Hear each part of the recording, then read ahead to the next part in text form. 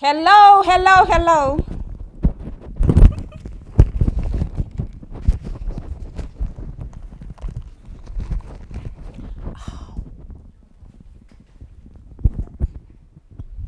Hello, friends. Hello, DSA team. Welcome to History Makers Training June 2018. We are about to start the third section of this training. My name is Babushir, and our special guest is Victor Bamisaye. Let's put our hands together and welcome him. Mr. President!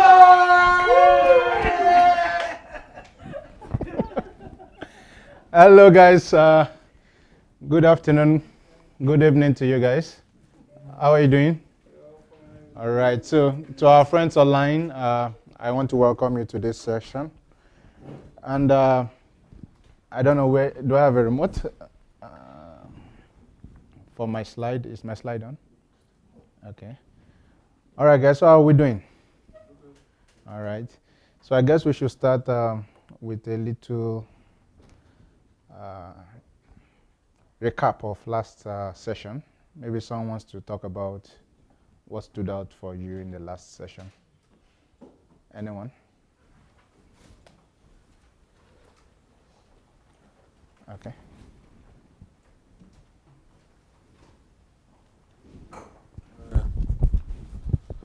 I'd personally say the one thing that I've learned from those is that questions lead to answers. Questions are better. No, questions are better than answers in a sense.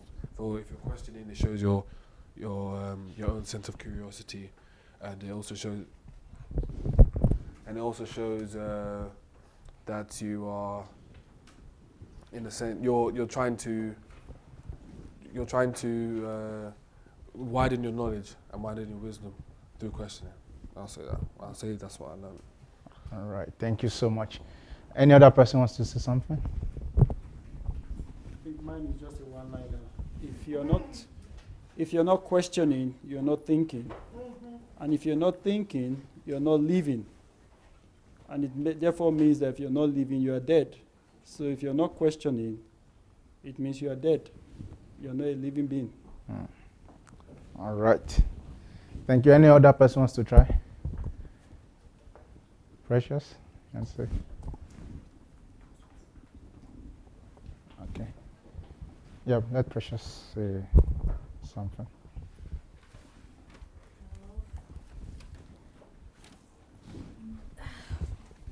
We also talked about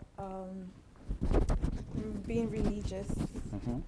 Yeah, it's all about the works, just all about yourself and whatever you're going to gain. It's all about your interest.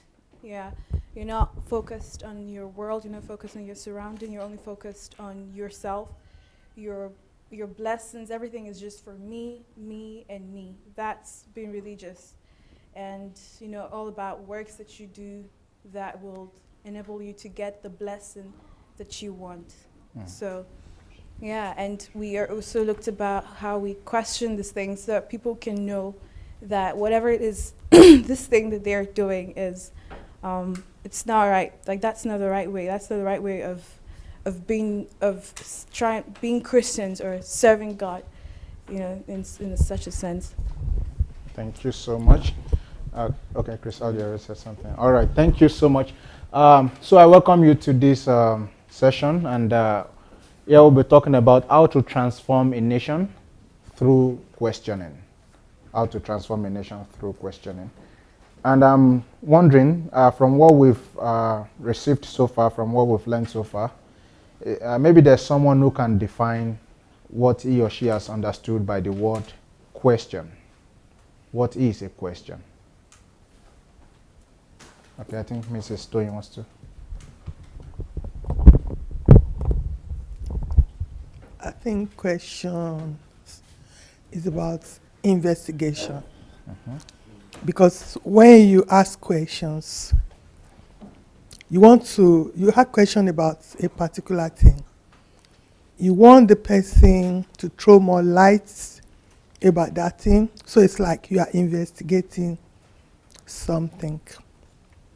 All All right, thank you so much. Yeah, that's correct. Someone wants to say something else? Mrs. Chairman, would you like to help us? Yeah, when you asking a question, you're trying to get more information. You're making an inquiry, more like to get to the root of something or to be clear about something you're not sure about. You don't want to make an assumption, so you're asking question. All right. Questioning give us the opportunity to think, to reason, and to go into the depth of an issue. And the deeper you go, the better, because you're going to solve the problem right from the root instead of just shallow accepting any answer that somebody tell you. You go into the root of the issue. That's for me what it's advantageous to question things. All right, thank Yeah. you so much. So guys, I'm so glad that you are very expressive, and I want us to keep the tempo up like this, because it's good that we both discover it for ourselves, what we are trying to discuss, because that's how we can become what we are talking about. I think DSA mentioned it today, and of course, if an information is not answering something to you, then it's almost of no use to you. And I want this particular session to be something that stays in your mind for as long as. Okay, so we have defined question, and we are saying how to transform a nation through questioning. Questioning in itself is, like you guys have said, it's very correct. But you know, the dictionary would define it as a worded sentence that is used to elicit information. Who knows the most? Who knows the newest? It is the newest and the most important, the most expensive mineral resource in the world now. It is the mineral resource that is going to determine the life that Earth will live in centuries to come. Is information? It's not Nodium. It's dog from Kaduna or somewhere around that vicinity. Okay? Data or Data. Data. Information. Data. Information. Data. Data is the single most important mineral resource on Earth today. Data. Where nations will go, the direction that people groups will go, is going to be determined by data. It has been for the last century. It will continue to be. That is why you see all these big tech companies. You know what they are surviving on? They are surviving on data. Your health requirement and everything they ask, you know what they are? They are data. Do you know how our algorithms are built? They are built with data. And it is data that will determine. I mean, the war the world is fighting now is the war of what? Of data. Who controls the most data? That's why espionage and spies around the world now, they are just looking for the control of what? Of data. But data in itself is an information about one thing or the other. Now, ask me, or let's ask ourselves, would there be information? Would there be data without question?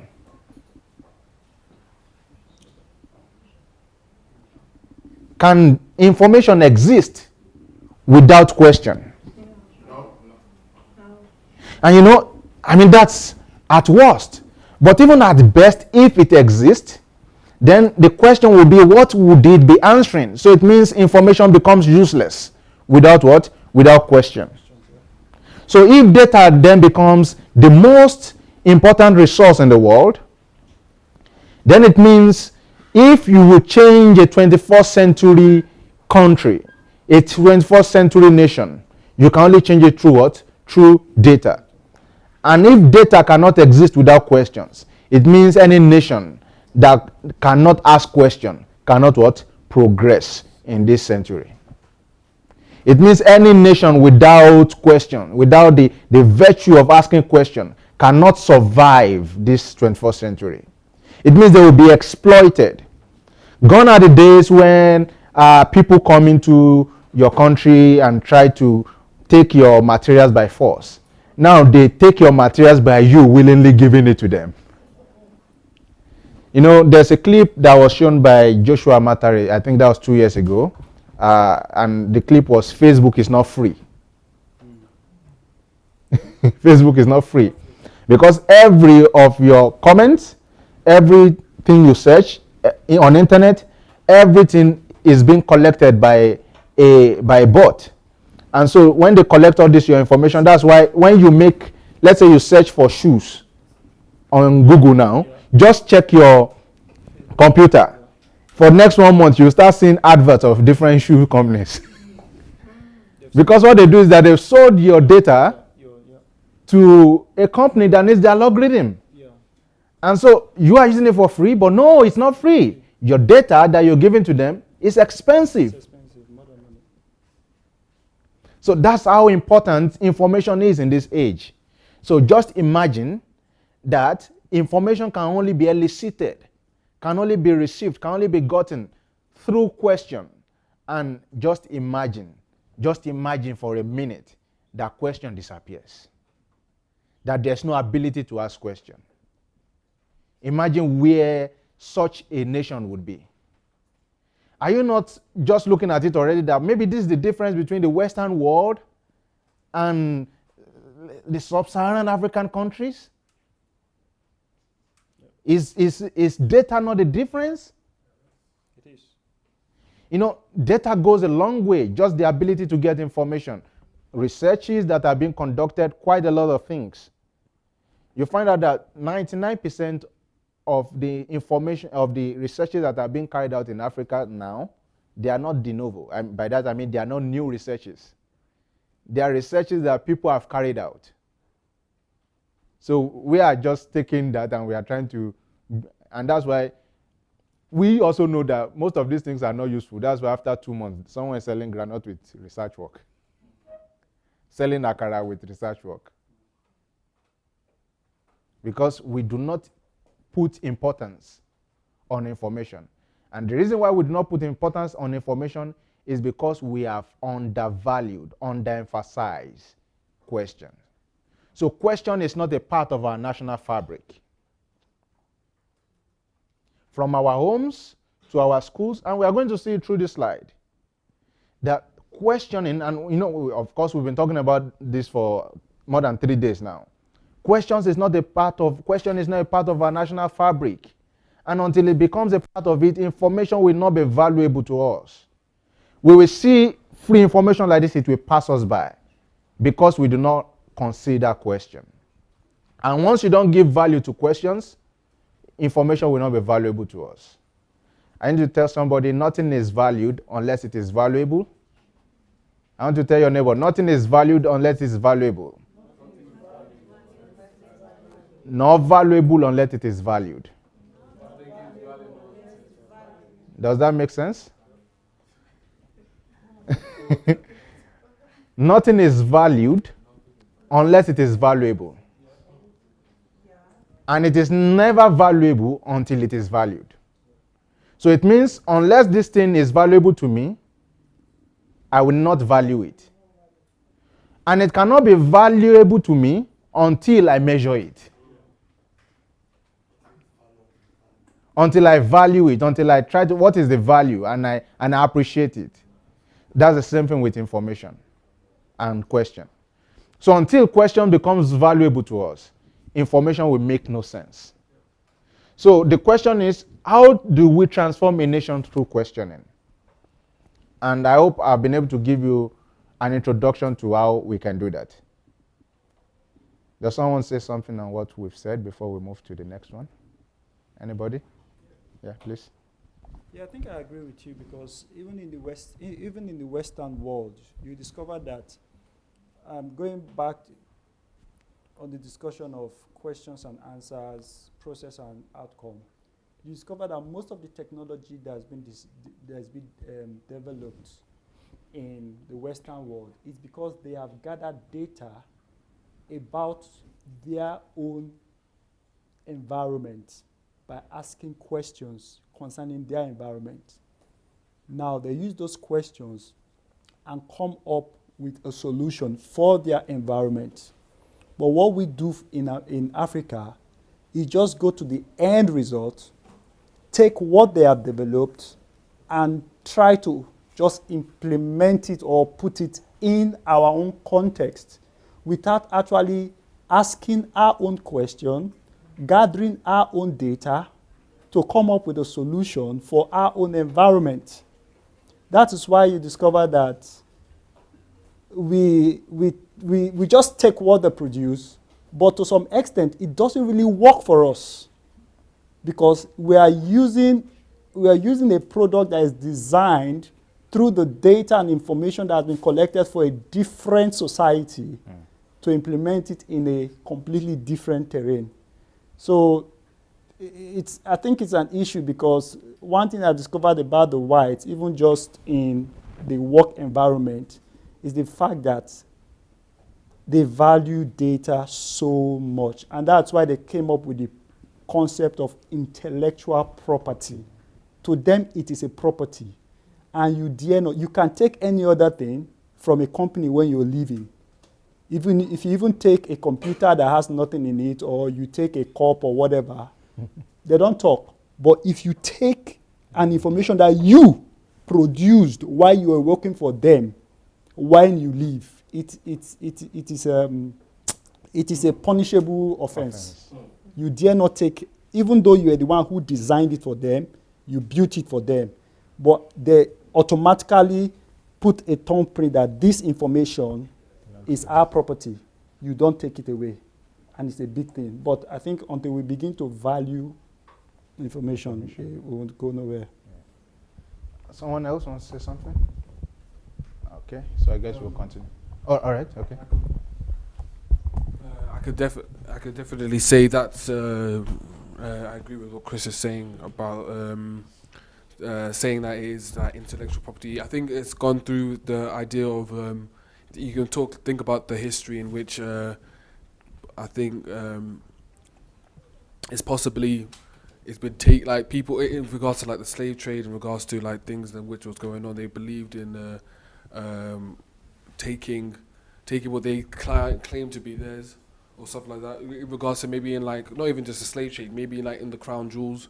In they go and they steal, the pillage and stuff like that. So they might classify that if you try and do the same thing, you are like, it's kind of like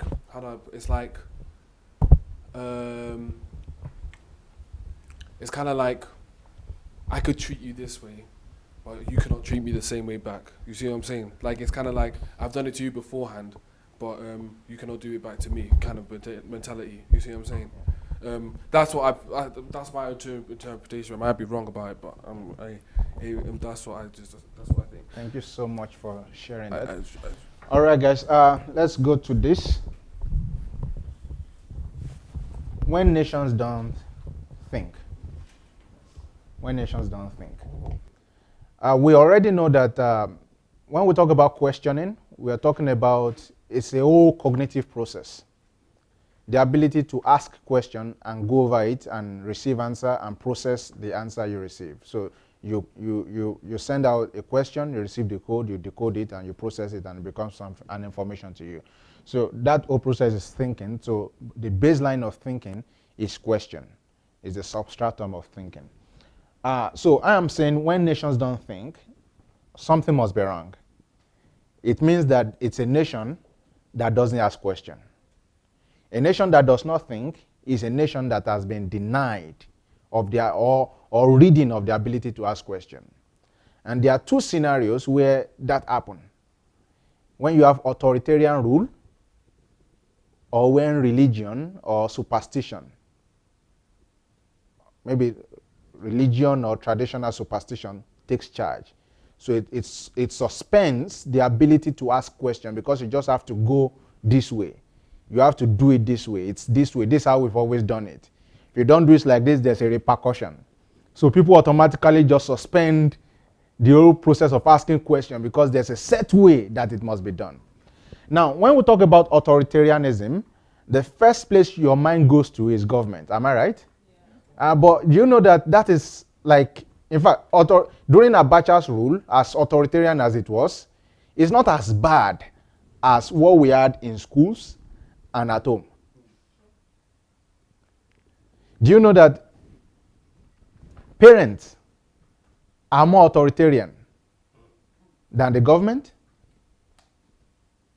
Do you know that schools are more authoritarian than the government? Teachers, so to say, especially within the context of Nigeria. Let's imagine, and I'm sure we know this, that young guy that always asks questions, what do we call him? Troublemaker. Too forward. ITK. So we put this label on him. What have we done to him? We've shut him up. Okay, let me tell you what thinking and information does to your neurons.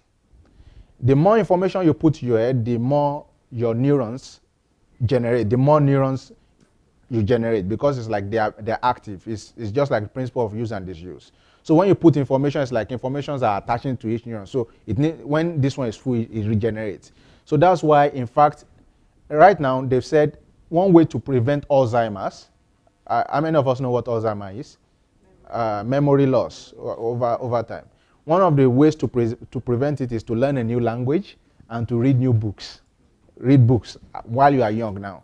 So it means you have an overload of information.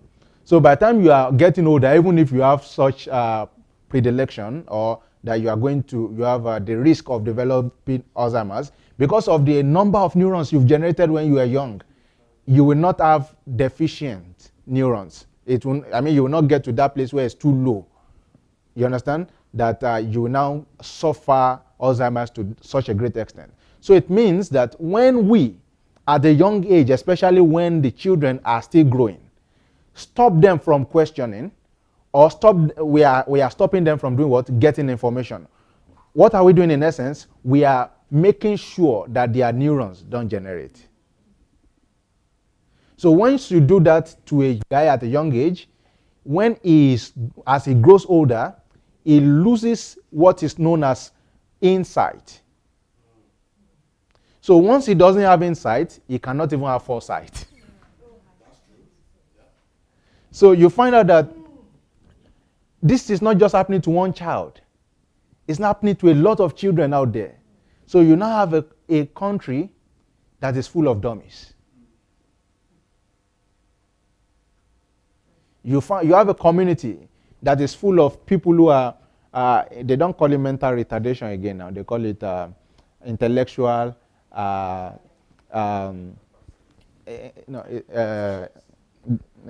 forgot. Yeah, something like in that line, intellectual deficiency, or disability. Yeah, intellectually disabled. And this guy was born normal. But what we've done is that we allowed he had a question, he did not have answer.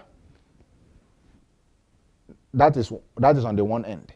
So the frustration of not having an answer is on the one end.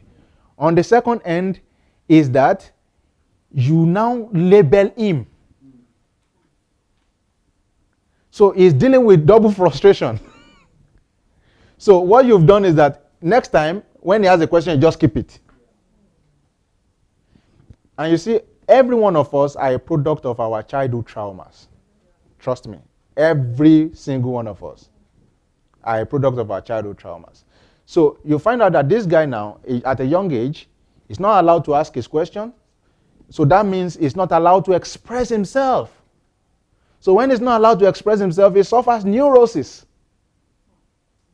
So what have you put him at? You've put him at a risk of developing schizophrenia when he grows up. And I often say that in Nigeria, many are mad, few are roaming. And trust me, it's true. But because not so much emphasis is paid on mental health in Nigeria, we do not really know the full picture of the damage that we've done to our citizenry. It is not ordinary that you can hardly explain something to an average Nigerian and he will get it simply. How many of us have tried that? You just explain something simple to a Nigerian and he gets it immediately. This is an academic book, oh, it's issues of life. And you are wondering, why can't this guy get it? It's not his fault. And when he was young and he tried asking questions, someone shut him up. So now he has suspended, that pathway does not complete. So now he doesn't even know who he is. He is suffering from identity disorder somehow.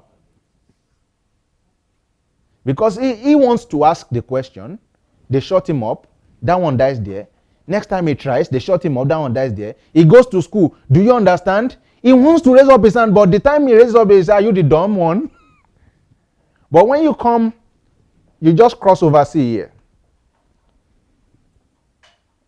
Do you have question? And the teachers are very happy to explain to you. Even if it will mean that wait behind after lesson or come and see me, they are very happy to explain it to you. They are very happy to argue with you. So what that means is that you are giving expression.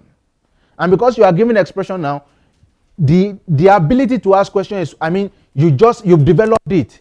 So that's why inventions is not scarce in primary schools, in secondary schools, in the Western world. Because they are allowed to ask questions. They are allowed to express themselves. So when nations don't think, it's because they are under authoritarian rules. And this time not necessarily from government, from the homes. So parents, please, please, please, please, entertain the questions of your children. They don't have stupid questions. In fact, do you know that you don't, even if you don't want to answer the question of that child, there's a way you entertain him and still not answer his question if you think it's not appropriate for you to answer at that point in time. Something like, wow, good question. Take this, you give him something that will distract him, because children, just give them another information, they have another question again. So by the time they know that they can keep having questions, so let the questions build up. Even if they do not get the answer. Because it's not always about getting the answer. It's about being able to ask the question. That's why a wise man once said, judge a man not by the answers he has, but by the question he asks. So our children, through their intellectual capacity, will be judged by the nature of the question they ask. It is the question they ask that shows us if they are actually becoming personalities or they are just becoming a carbon copy of us. Too many times we've said and that's because they look at us already, so they copy so many things already. So it's their own ability to process what they see and ask questions that help them become individuals. And that's why in Nigeria today you hardly find, and many of us, in fact myself here, probably I'm a victim of that. We've been so conditioned that, for me, okay, I could have become anything. I could become a lawyer, I could have become a journalist. I think I'm so multifaceted like that. But maybe not so many people are like me who can do so many things like that. But the child who has tendencies towards law, his father said he must study what? Medicine. So naturally his inclination and his tendencies, the questions he wants to ask are going towards what? Law. But what is the father saying? You know what the father has done? The father has denied the country of one of the best brains in law. The guy whose questions will probably have changed the administration of Criminal Justice Act. And you know what will happen? The nation will have to wait for under 40 years to find someone who will have such ginger, who will have such questions. And so we've pushed back the development of our nation. Just imagine for a moment the likes of Ganifa Oyemi went to study medicine. Just because they are brilliant. Imagine Femi Falana went to study something else. Just imagine Fela Anikulapo Kuti went through with medicine.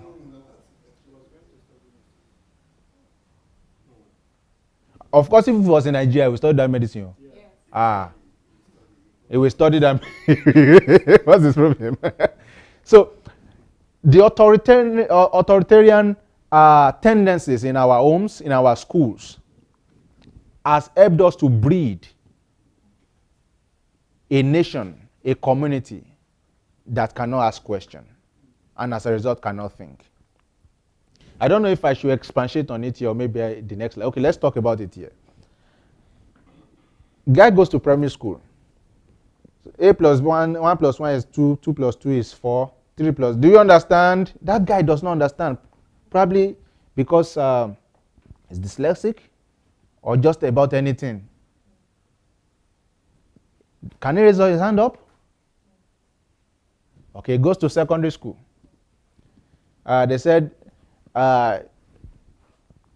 this is how this must be done, this is how this must be done, but it doesn't go in line with, okay, let's use this for instance. Do you know how we copy notes in Nigeria? Okay, let me tell you my own story. Copying note is the least thing I will ever do. I don't like it for any good reason. Because what the teachers do is they have a note. Then they bring it to class. Sometimes they don't even dictate. They give it to the class captain. So you take the teacher's note, you take your own note, and be copying word for word from the note. For me, that was simply waste of time, even as a student. So look at chemistry now. Because I will not copy notes, and I just wouldn't. It added nothing to me. So it was like you were killing me. That was how it was for me. And so because you won't copy note, and my chemistry teacher was always going to check that note, and if you don't have that note, he used to beat us with fan belt. That's child abuse. We know fan belt, right? It will beat us with fan belt. And so because of the pain and the mark that thing will leave on my body, I'm saying this term, I'm not going to receive one stroke of that cane. You know what that has become to me? It means I will never attend a chemistry class. So my SS1, I had F9. First time. F9. Why? Because I never attended the chemistry class. That was in the second term, because I had received the beating of first term. F9. One single chemistry class I didn't attend because of authoritarianism. Now, it took my mom to enroll me to another extra lesson with another chemistry teacher. I couldn't even tell her why, but she just felt that if you are failing, it must be because you are not understanding something. So she enrolled me. Now, not everybody is as privileged as I was. Yeah. That's it. Thank you. But look at the authoritarian system that has been built in the school through child abuse or different child abuse mechanisms. So who do I explain to that writing note is not a way of learning for me at all? It doesn't answer, and it's just like you are stealing my time. That's how it is for me. Because the note, I don't even keep it. So it was, thank God for the, what's it called? Extra lesson. So the third time now, when we were to do exam, do you know that I still did not attend the maths class, so that meant I didn't have any continuous assessment. So what he did now was he gave everybody 10 free marks and made note 30 marks. And I didn't write one single word. So what they do is they mark the note based on how your handwriting is. Not everybody would have a fine handwriting. Do you understand? So they look at how fine the handwriting is and everything, then they give you mark 30. So I lost 30 marks, but I had 10 because 10 marks was free. We didn't do any continuous assessment. So by the time exam came out, exam was over 60. I scored 56 over 60. They were looking for me. Because I never attended this class. So how could I score 50? And I was the highest in the whole of the science department then. So just imagine that I did not have the privilege to attend an extra lesson. Anybody who has seen my result will conclude that this guy is what they call it, Olodo. He's a retard. He doesn't know anything. And I suffered, and many children in Nigerian schools are still suffering this. People having to learn under abuse. It reduces the ability to learn. So my friends who knew me, in fact, there was only one teacher who understood me perfectly, and that was in, I think I was in GS1 or 2. So he used to beat people also for notes. It was social studies. So when he gets to me, You say, what's the essence of beating him? Because at the end of the day, you bring the test, he will still pass it extremely well. So he didn't used to beat me. But that was because he could see. You understand? But why should people even have to get beaten under such abuse? So I'm just imagine number of children who will not go to school just because they do not want to be beaten. Just like I did not go to chemistry class because I do not want to be beaten. And I mean that one was on its own. So many other teachers were doing that. So when there's authoritarian rule, we breed a society, a nation, a generation that will not be able to do what? To use their brain. So that guy leaves secondary school, goes to university. University, they bring one policy out. The student tries to protest. What do they do to him? They rusticate him. Rusticate, that's they expel the student. They expel you. There are incidences, so many in Nigeria, too many to mention. So for instance, you see your hostel, the hostel is bad, and you just write an article that hostel is bad, those schools, that do something about it. Next thing, you are expelled. And God help you are not the son of a governor.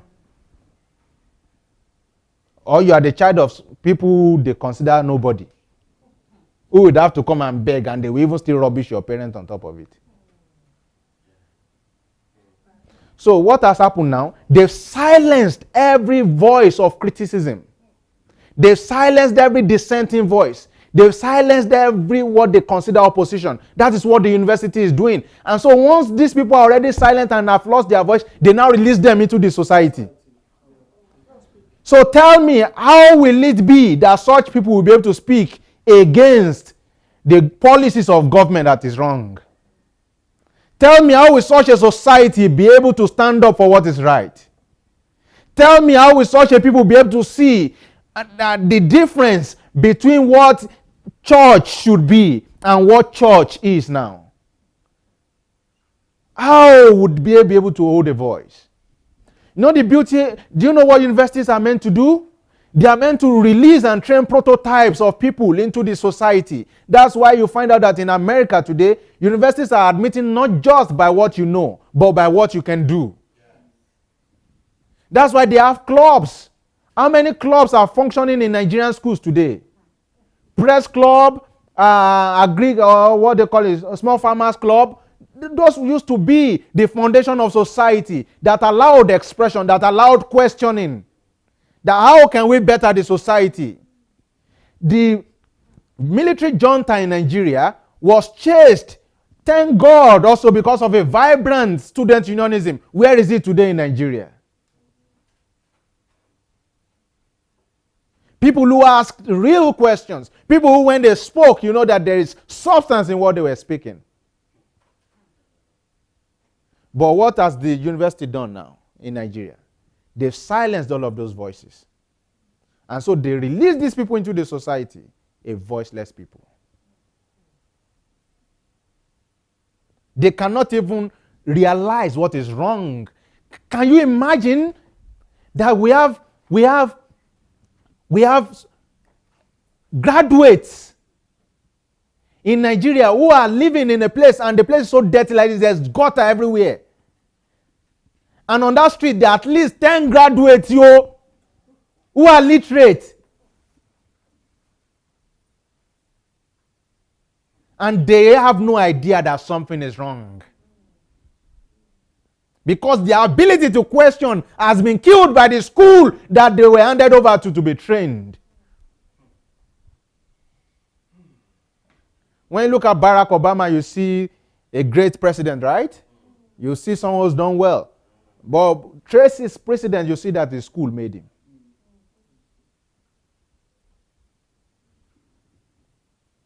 You see a lot of people in sports in America. What made them? The school they attended.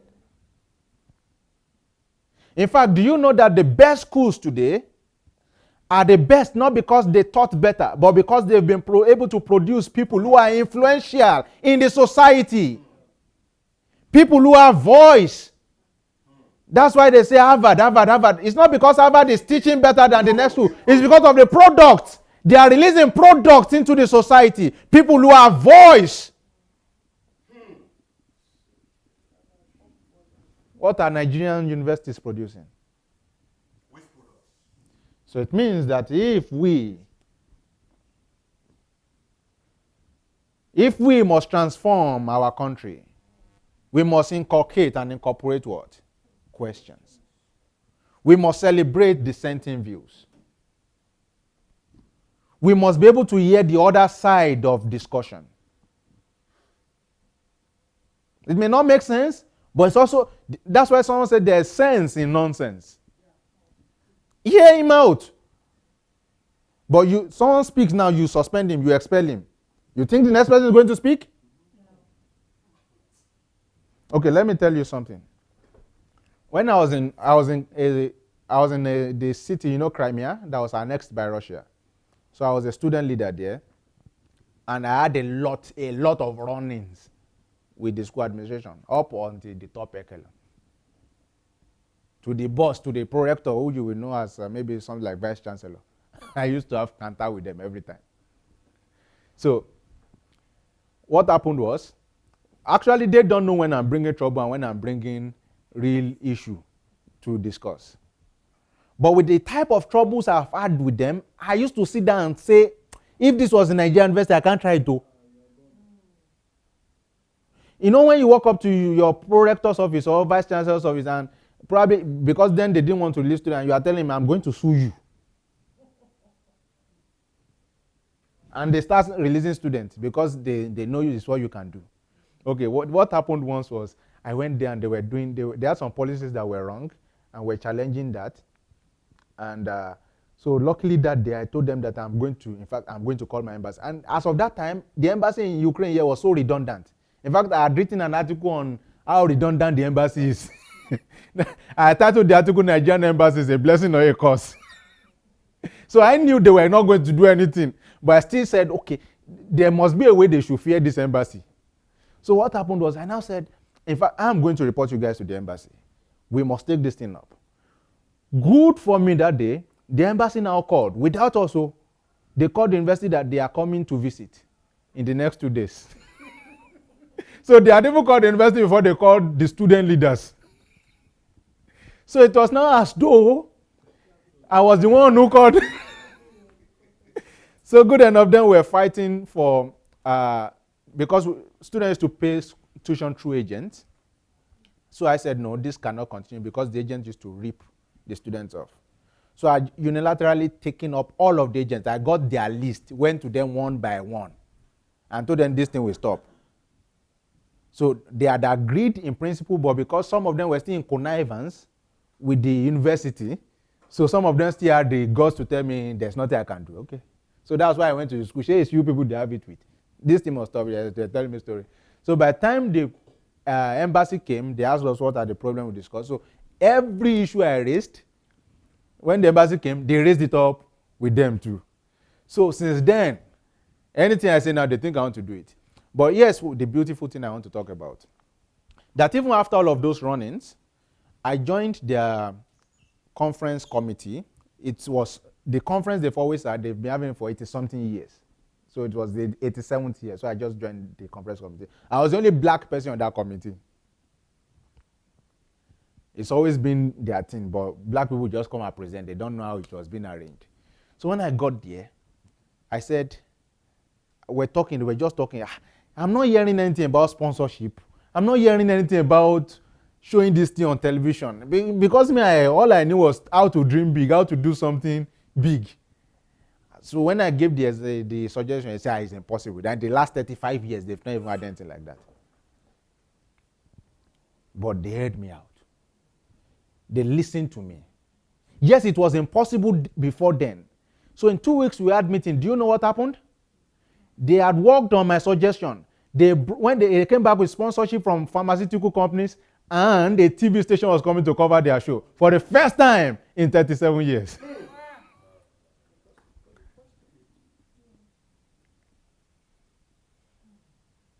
Of course, I left the school, but just imagine Even European university here, they know how to listen. And if you know one thing with most of the Russians here, they are also stoic people. They stay on what they, this is how we do it, that's what they do. But at least they listened. And because they listened and they tried it out, what they've not done in 37 years, I mean, that was sponsorship, but they've never even had TV cover them before. So they just do their own thing, they invite you there. TV has never covered them before, but at least sponsorship, that one was 37 years since they last got one. So imagine that I just could not question what has been. Imagine that I could not express myself. They will not benefit. And I also will not be able to do what? To express myself. I won't be happy with what I achieved. So imagine that this is what we are producing that what our universities are producing to the environment. People who cannot express themselves. People who cannot be happy with who they are. Should we talk about religion or we should skip it? Who knows these guys? Okay. So I want to prove to you now how questioning has transformed nations. And I'll be using the example of America and different places. Thomas Edison is the inventor that had what? Over 1,000 patents. Just in America, not apart from the ones they had in other countries. But why am I showing you this? It was the one time Thomas Edison refused to entertain questions. Was what produced Nikola Tesla. The only one time. Because Thomas Edison was the guy who will ask, what can I do to make it better? What can we add? Okay, it's working well. I mean, this was how we operate. But the one time that he refused to entertain questions, he lost who would have been his protege. And that guy created a company that rivaled him and pushed him out of business. Okay, so what am I bringing here? America used to operate by kerosene, and I'm still going to show you something. They used to light their house the same way we're using kerosene lamp. So Thomas Edison worked on an invention called direct current. So they were going to show it in an exhibition, but Nikola Tesla was a protege of Thomas Edison, like an intern working with him. So he had an idea that no, we can create alternating current. It will not be going direct. It will, so because that direct current used to burn down houses and things, so it was dangerous. It could just create a surge. So, but if they made it alternating, it will reduce that risk. Edison did not want to hear. He threw away that guy's research work. So this guy now found another guy, and you know the way those millionaires used to compete in America, they compete by ideas, by questions. Who is solving the next question? So he found a sponsor, and they started working on his alternating current. To cut the long story short, by the time the two of them displayed what they were doing in competition, Nikola Tesla won the contract, and he was able to power all of America and show the superiority of his argument. But just imagine that one time Edison could allow question. So what I'm trying to say is that all of his research work up until that time is where Tesla was able to get information. No? But he would not just allow question one time. And all of his work went down the drain. Of course, there was beauty to what he had done, but the future was brighter if he had allowed question just that one time. So in the general scope, it is the ability to ask questions that helped America translate from using kerosene to being able to use electricity. But in the short term, let's bring it down to microscope again. That the one time the best inventor refused to ask questions, he made a loss. So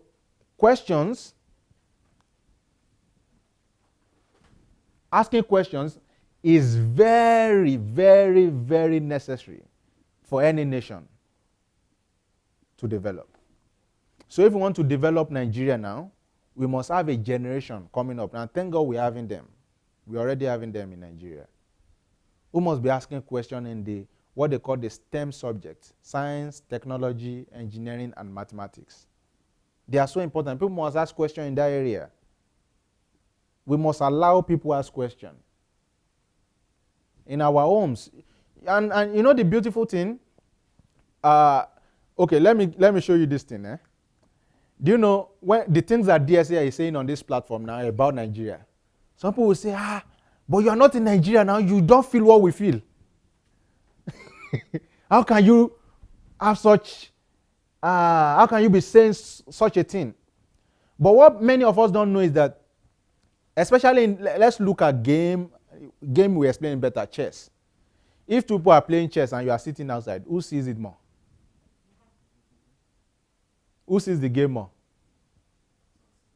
The person sitting outside.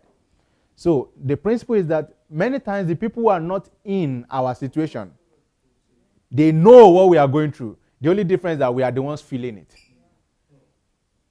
So don't be surprised if somebody who is not feeling what you are feeling is giving you answers to what you are feeling. So you must be able to allow his information. And I'm saying that to our parents here. Those children that you are looking at, they know, they see. Hear them out. Hear what they have to say. Don't say, what do you know? They know, they see. Those guys see. All right. Who knows? Do you know these guys? And? Sir Isaac Newton. So the legend have it this way, that one day the man was sitting under an apple tree, and an apple dropped, and he was asking, what made it? And he dropped on his head, right? And he started questioning, why did this thing drop? Why? I mean, so that was what brought out what? Law of gravity.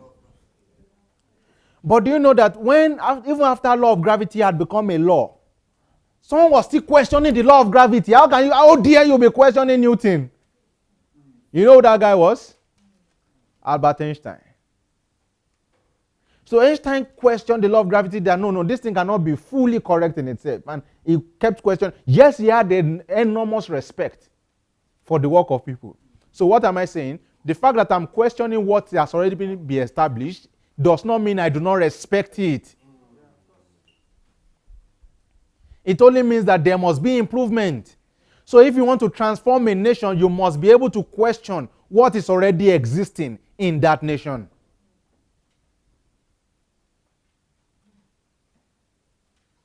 For instance, one of the things Nigeria is not doing now, truthfully, is to question our existence as a nation. Trust me. I love Nigeria to be together, but we must be able to question ourselves and agree that we want to be together. And until we do that, there will be pockets of Biafra, Oduduwa Republic here and there. There will be no real reconciliation. So that's on that one hand. But Einstein questioned Albert Einstein's Isaac Newton's law of gravity. And so Isaac Newton's law of gravity is talking about what happens between space and the earth, right? From the sky to the earth. That whatever goes up must surely what? Come down. But do you know what Einstein's theory did? It's called the law of relativity. E is equal to mc squared. It sent men into space.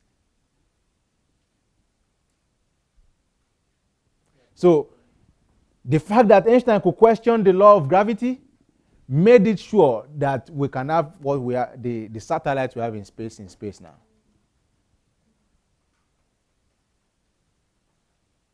And so many more discoveries that have come from that.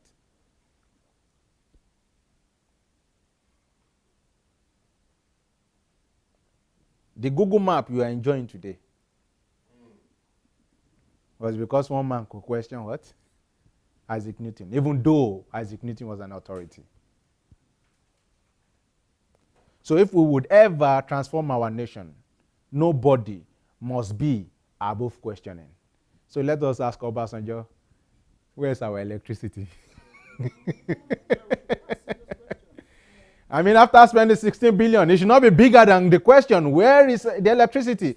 Because it's been proven that people with quarter of that money have been able to provide more electricity than Nigeria has. With just a quarter of the money. So if you say we should grow beyond the sentiment, ask the question, where is the money? Where is the electricity? If you say it's on page 43, let's go to page 43 and charge our phone with it. If it's not charging, then we produce the money. So we don't question people. No matter how old or influential you are, you should not be above questioning. And it's this reason why people are above the law in Nigeria. This is the simple reason why people evade justice. Because when you get to a point in Nigeria, you are a kabiosi, above questioning. Who knows this guy? Rockefeller. How many people know how he made his money?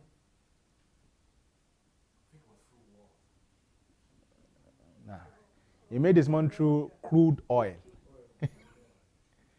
So he was one that started the kerosene market. But so kerosene was burning houses and becoming people, and when electricity started, people were leaving kerosene. So you have to question, what can we create next? So they found out that they could add an additive to the refining process and be able to create petrol. So it was a company that created petrol as we have it today. So with petrol, they had a more balanced material that could run automobiles, that could run generators, combustion engine. So when you question the raw material, you do what? You build new products. So for instance, we have cocoa in Nigeria. Yes, still in existence. Maybe not as much. But the irony of what I'm trying to say is that we still import chocolate. Yeah, cacao is cocoa. Yeah. We still import chocolate. Is that not irony? We have crude oil, but we still import what? They call it PMS, or something, methylated spirit. Yeah, petrol. Because we don't question the raw material.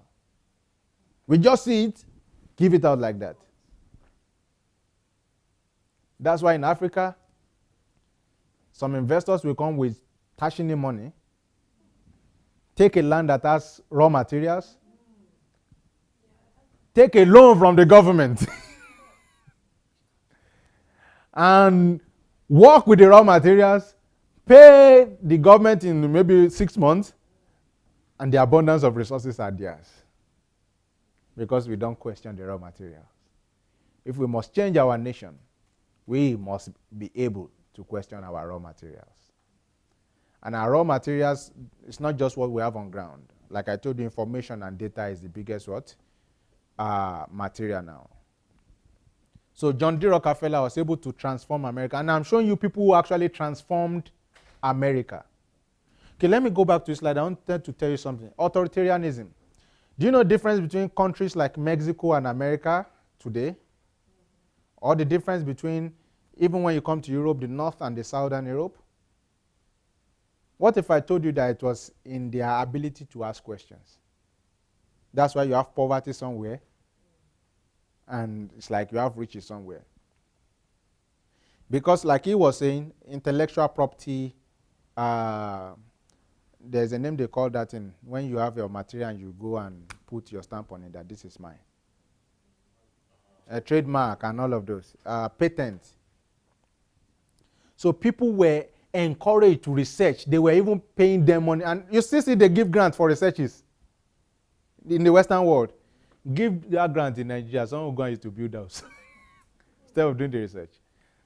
But the basis is that America and these other European countries, they encourage questions. They encourage a lot of questions. That was what the Reformation brought to them. The ability to question the order of things.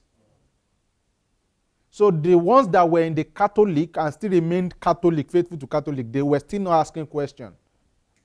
And that's why you find out that countries like Greece, like Spain, like Italy, they are still poorer than countries like Germany, Austria, and the ones coming to the West here like this.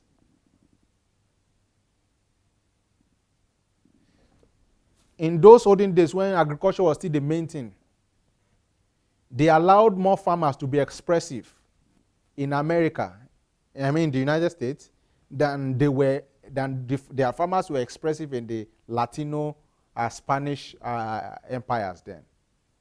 So the gap was wide. You can see Russia right now. Yes, the government is rich, but the people are poor. Why?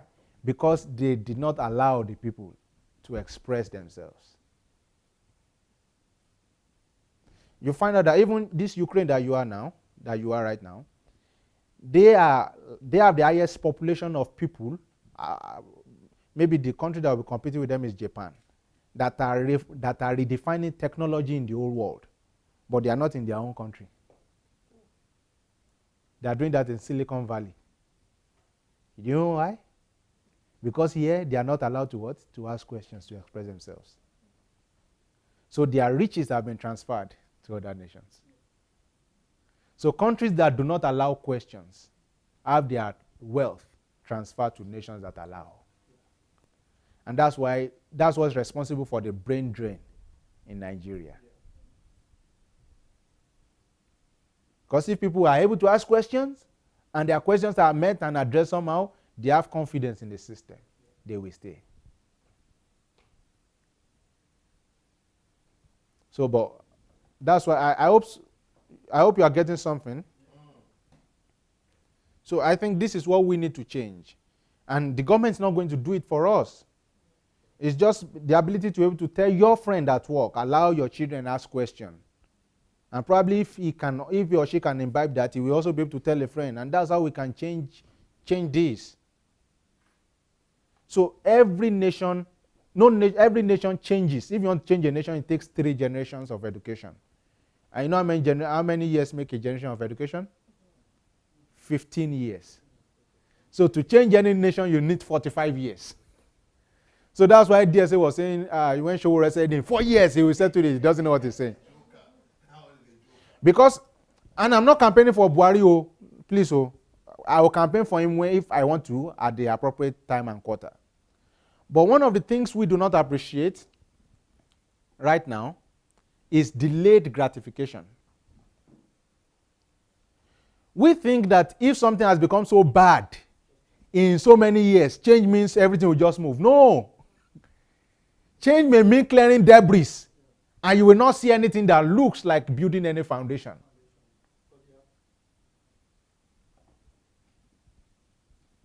So anyone that thinks, and I think my sister was asking me, what am I? Have I started building plan? I can't build plan with what is on ground now. It's impossible. I just have to be a person who can change, and then I follow the trend as it goes and see what needs to be done.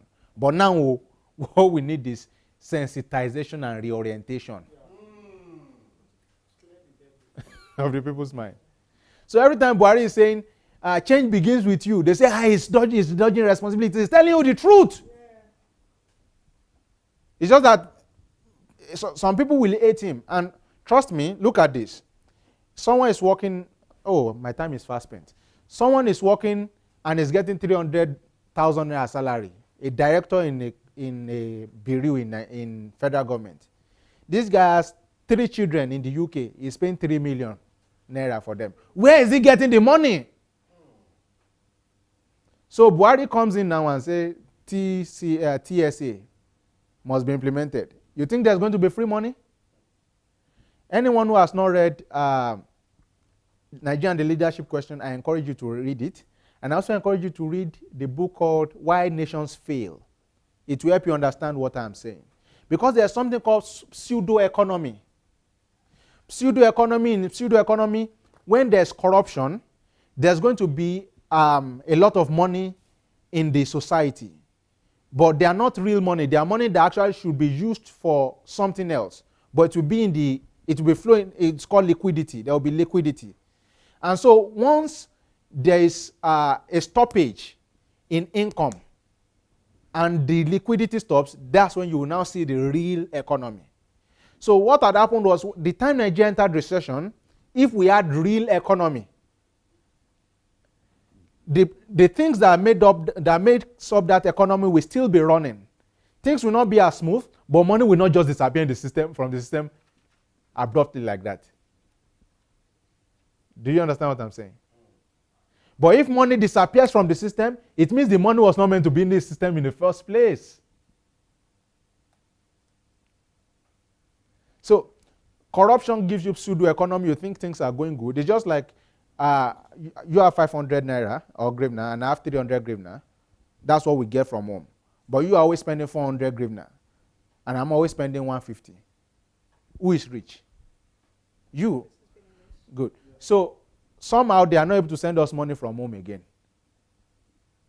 And I'm still spending my 150 because I've been able to save very well. Would you be able to spend 400? If you are even still spending 100, are you poor or rich? Do you understand? So that's what happened to us, and we should be able to question these things and not just run by sentiment. So I need to hurry. Now I've gone, but I hope I'm communicating something to you guys. Yeah.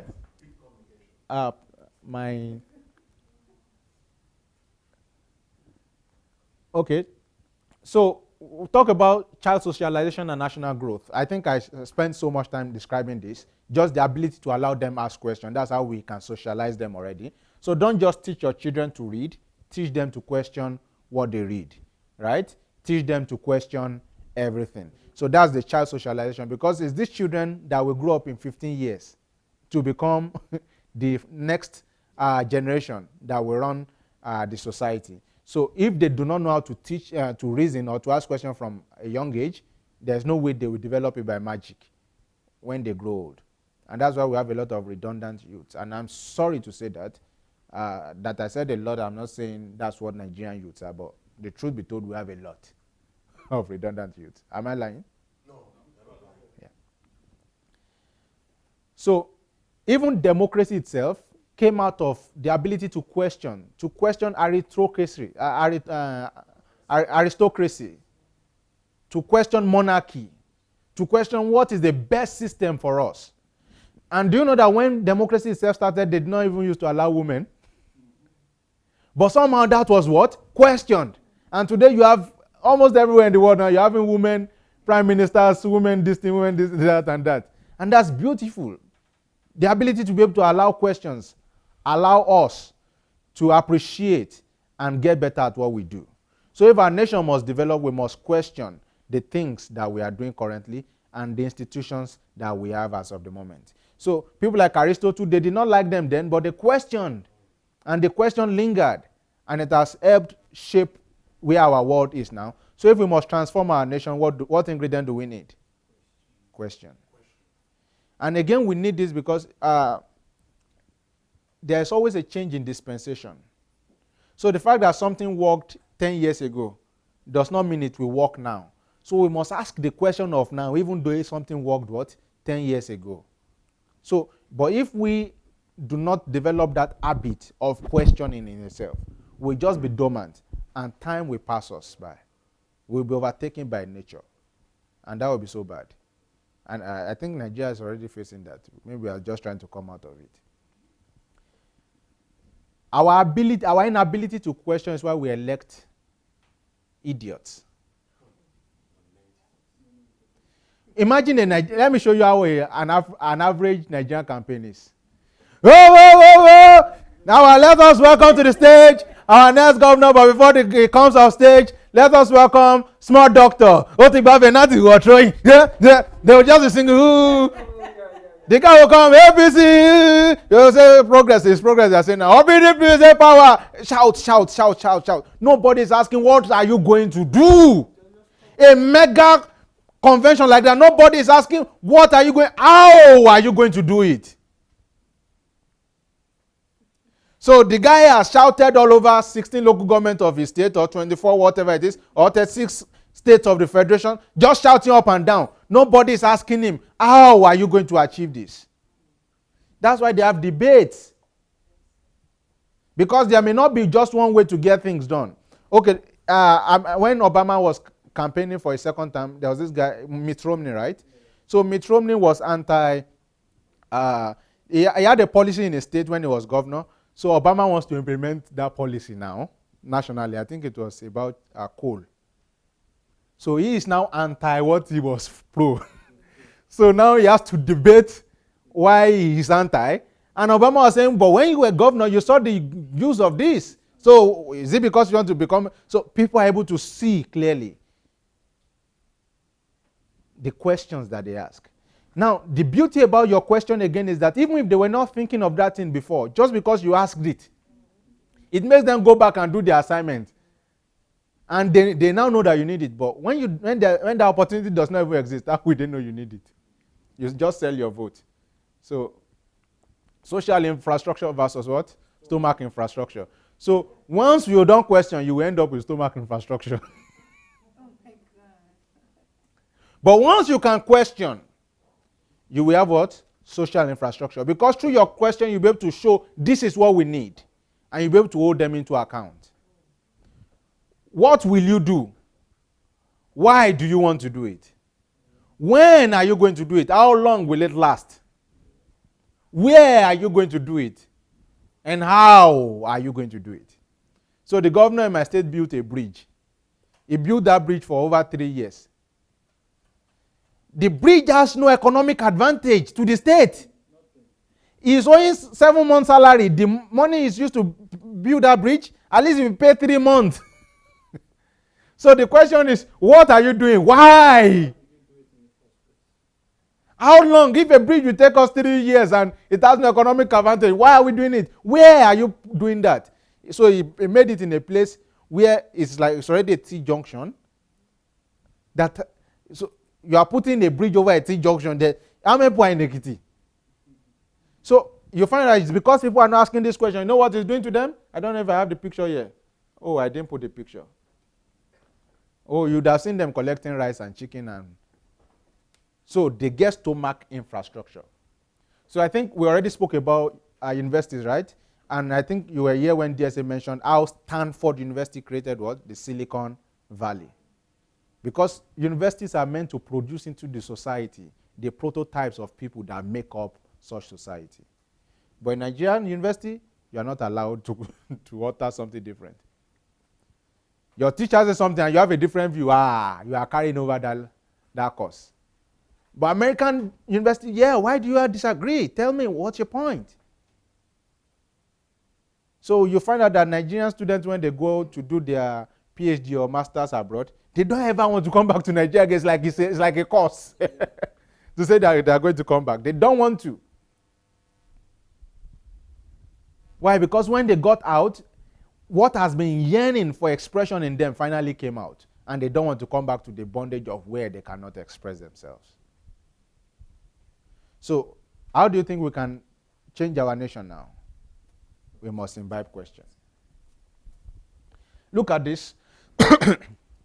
Building the national master plan and what? Delayed gratification. You know, when you've asked these questions, right? You know that you have to pay a price or otherwise, right? So, for instance, in Ireland, the Irish government had what they call the National Development Plan, right? So it was a scheme to organize large-scale infrastructure. So they had a first 5-year plan from 1988 to 1993. They had another 6-year plan from 1994 to 1999. Why do they have this plan? Why do you think they have this plan? Why do you think it was in phases? Do you think with this plan, follow up the progress, and because they've been able to answer some questions about they finance the future? What if we want to stop it at the end? Can we stop it at this phase and it will be okay? What if we don't have money to? These questions have been asked. So do you think the people will not wait and have delayed gratification? But in Nigeria, just simply because the government does not have questions, they will not even have master plan. Because the people do not ask questions, they will not have delayed what? Gratification. I don't know if you are getting me. So I think we must be able to ask questions. All right, so I guess my time is up, right? All right, so this is my book, Rebirth. How values can transform a nation as complex as Nigeria. So I think I talked about question in one of the chapters. Maybe, I think Chris has read a bit of it. Maybe you would like to say something brief about it. Babush, can we have the mic? I'd like to say something brief about it. Yeah, not much. So that Yeah, just let people go and buy it and read it. But yeah, I can say you actually address some very, very key issues in Nigeria, and I think questioning was one of them. And it's a book that I believe that anyone that reads will definitely pause to start questioning themselves, because there's something you said in that book that, like, I was shocked when you talked about politics, when you were talking about politics, and you said something along the line that based on what some other people, great figures and politicians have said, that anyone who refuses to go into politics, I think you used the word like he's mad or something along that line. Literal word for idiot. Idiots, yeah. The one who refuses to. Yeah, but you went on to actually state your case, and I saw the reasons why. Because at the end of the day, whether we like it or not, politics affects every facet of your life. So it would be ignorance for you to say, politics is not my thing, let them go and do it. It is the policy of those politicians that will affect the price of food in the market. The policies of those politicians will affect how much school fees you pay. The policies of those politicians that will affect your children, even your unborn children. And you gave so many reasons why. And I began to see, I said, yes, I think we have seen politics from a completely different perspective before, but we should be looking at it from this perspective. And from there, I just say, I think every Nigerian, when I say because we've misused that word politics or politician, every Nigerian should be a politician, meaning you must be involved in the national debates of what is going on in your country. You must be able to challenge at the local government level, at the ward level, at the council level, at the federal level, and it goes back to asking questions. So, yeah, it's a great piece. Yeah. So finally, here's the biggest one that I've been saving. What's the theme for today? What's the topic? Yeah. How to transform the nation. True questioning.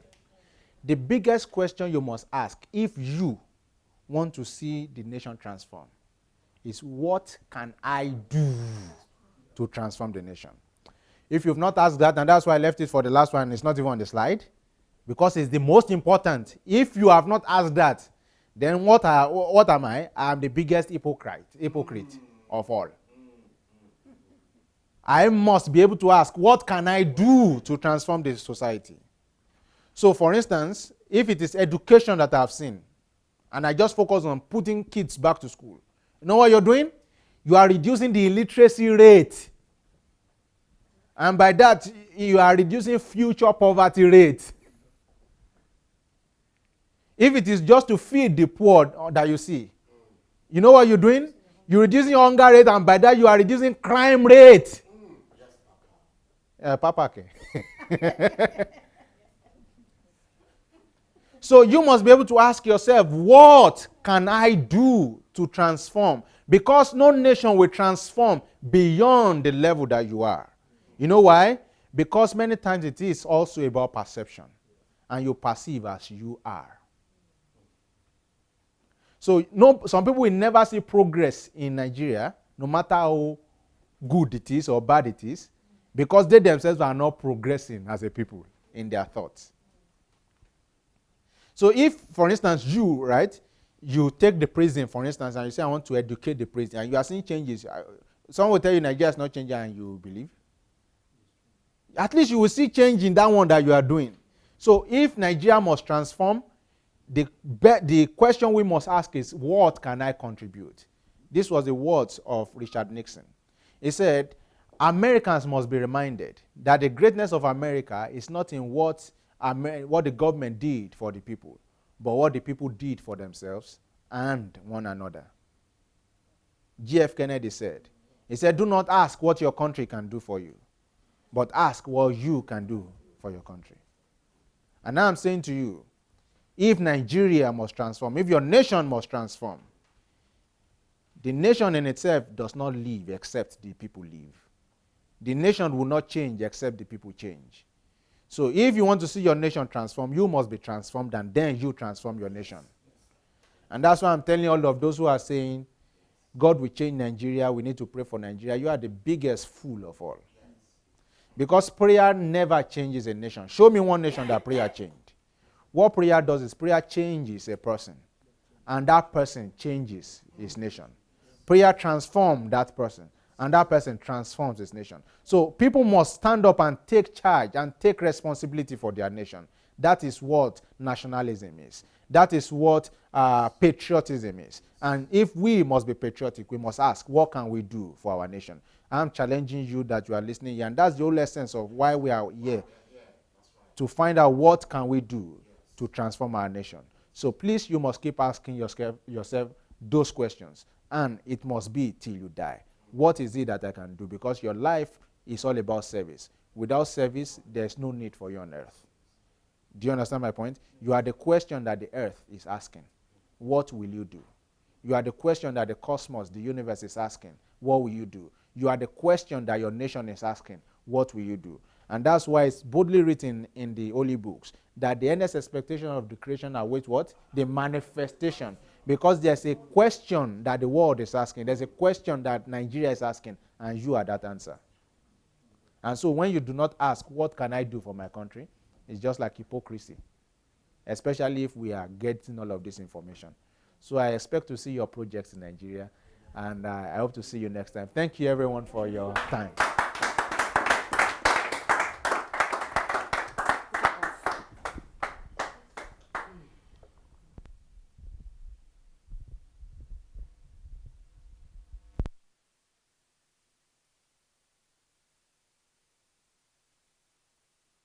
Thank you, Dr. Bamisaye Victor. Let's put our hands once again for him. Woo!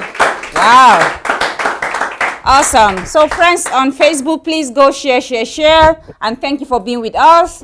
We will be back at 7 p.m. Ukraine time with DSA. So please don't go anywhere, and see you soon. Bye-bye.